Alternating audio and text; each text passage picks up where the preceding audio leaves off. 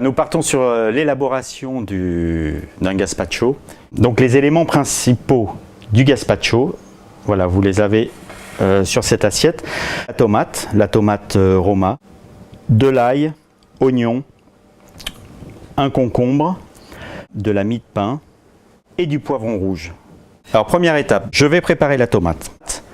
J'enlève le pédoncule, voilà, juste en donnant un mouvement circulaire avec la pointe de mon couteau, une petite croix à l'arrière, voilà, et je vais les ébouillanter 1 minute pour pouvoir les peler.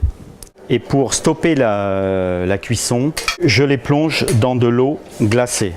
Donc il est important à la fois de les peler et de les épépiner pour ne récupérer que la pulpe, c'est-à-dire la chair de la tomate.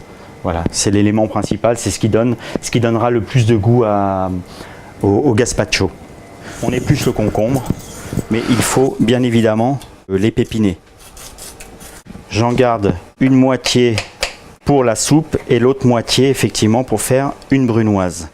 Alors nous allons peler le poivron.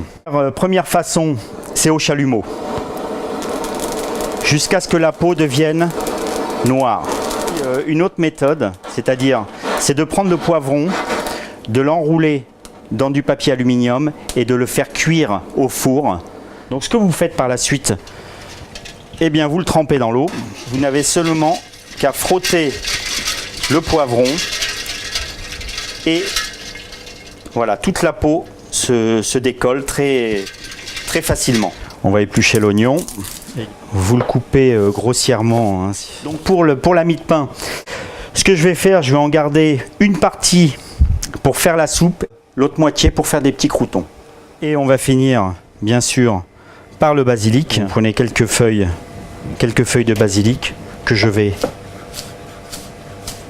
émincer.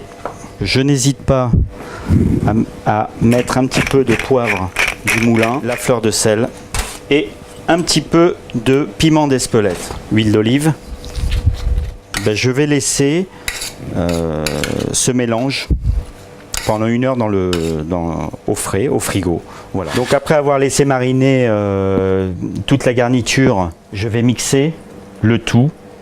Donc voilà, nous avons mixé toute la pulpe de légumes, c'est-à-dire tomates, concombre, oignon, ail, avec un petit peu de mie de pain pour donner la consistance.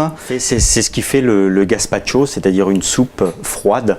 Alors j'ai voulu, pour ce gazpacho, retrouver tous les éléments qui ont été mixés. Je veux les retrouver sous forme de brunoise. Donc pour le dressage, c'est très simple. Je mets un cercle et je remplis ce cercle de cette brunoise de légumes. Et là, nous allons verser le gazpacho tout autour. Maintenant, je retire le cercle. Je rajoute quelques croûtons. Avec cette brunoise, vous avez ce côté aussi à la fois croquant, voilà, et très frais. Je finis par une feuille de basilic, voilà, pour la décoration.